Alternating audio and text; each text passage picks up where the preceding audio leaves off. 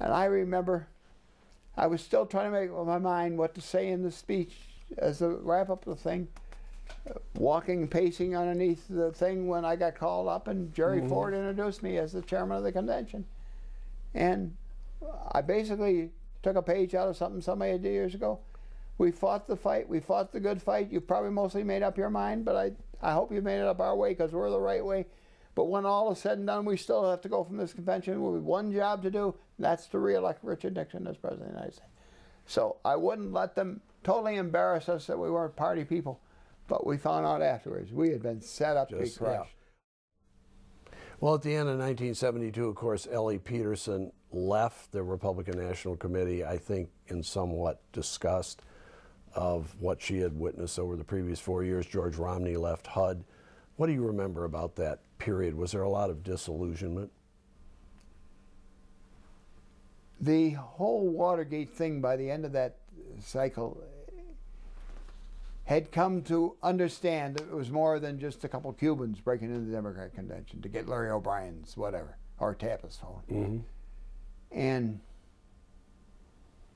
I'm sure Ellie was starting to get, I'm sure George Romney was starting to get delusioned with the thing.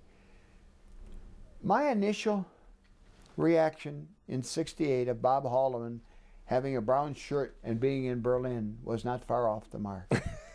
And the more you worked with the White House, the more you were convinced that they ran it like stormtroopers. I mean, it was just, and by the time of the Nixon's end, it was amazing how bad this was. Your chairman, Ellie Peterson, has left for Washington. There are two other women who come into the picture to help you at the Republican State Central Committee, Nancy Chase and Randy Reeker. What can you tell me about them? Randy is maybe the best volunteer the party ever had. She is out of Midland. She was vice chairman, and she drove from Midland to Lansing and back every single day of the week and worked full-time without pay as the vice chairman. And I think it was 1973 she was elected the National Committee woman, taking Ella Cousey's place. Ella Cousey was a long-time national committee out of Grand Rapids. And when she was elected to that, Nancy Chase, who had been the county chairman in Washtenaw County, Ann Arbor, came in as the vice chairman. And Nancy drove from Ann Arbor every single day to be the Did they both continue through the rest of your regime as chairman pretty much up through 79? No, Nancy only lasted a couple of years. My final vice chairman was Mildred Donnell, who had been the party chairman in Macomb County. Your old county. My old county, and was one of the... Absolutely. She was interesting. Mildred was one of the people that we overthrew in the 1962 primaries. Oh, my goodness. And she was part of the group that had been holding on for so long. So she came around to seeing things your way. Didn't take long. Didn't take long. Okay, tell me about the ERA, the Equal Rights Amendment. Equal Rights Amendment, and it was passed by the Congress and had to be ratified, I guess, by 2/3 of the state to become 38 states. 38 states, and so it came to Michigan, and the legislature had hearings on it. I remember two people testifying on it. One was Ellie Peterson. No, three people. One was Ellie Peterson. One was Helen Milliken, the governor's wife, and one was a young legislator by the name of Bill Ballinger. And Bill, your testimony that day stuck on my mind all these years. Maybe I was the only male that showed up. Oh, I was in the audience. I was there. And I chose not to testify, although I was strongly for the ERA. I chose not to testify because I was a lightning rod. This was in the middle of the Nixon stuff and all that. I didn't want to get people incensed against the ERA because I was for it. And so I told Ellie, I'm for you, but I just don't think I should testify and get people upset, so I didn't. Well, I remember your... Well, we ratified it here in Michigan, but unfortunately, we couldn't get 38 states to ratify it, so it died. That's right. And of course, that was an issue for a long time. Now, a very important thing that happened along about this time was Congressman Don Regal, one of the great victories for the Republicans in 1966 when George Romney won his third term, switched parties. That he did.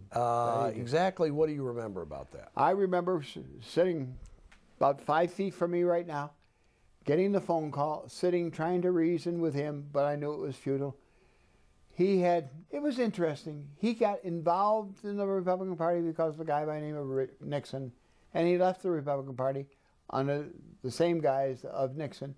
Although I think Don switched because there was no future for him in the party that he could see. With Romney, with Milliken, Milliken was becoming more dynamite every year.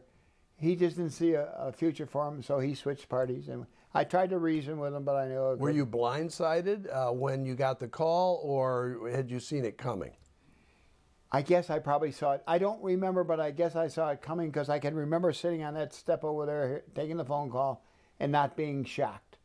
So it wasn't so, oh, God, no, you can't do that. I must have seen it coming. I don't think I was blindsided.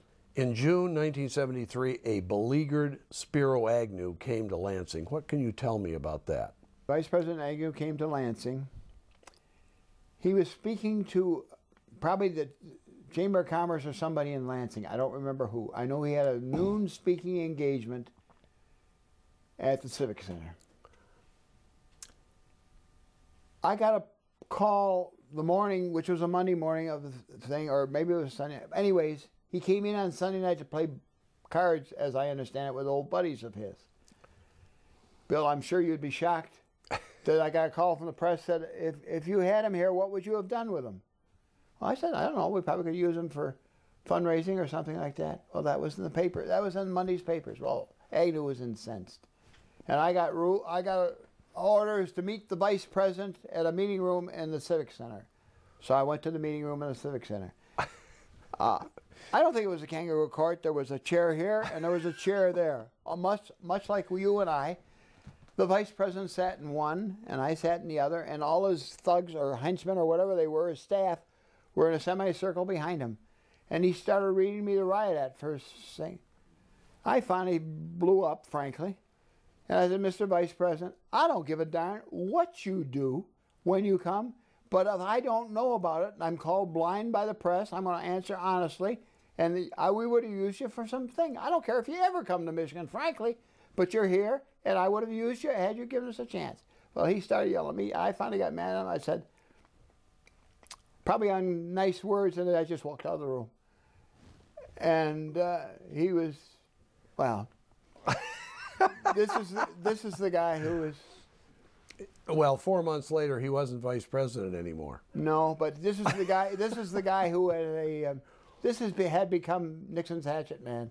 Yeah. In Iowa, at a Republican National Midwestern Conference, I was asked to look over the press, and the vice president came there and gave a speech that became famous as the nattering nabobs of negativism, beating up the press unmercifully, which was the start of Nixon's campaign to discredit the press.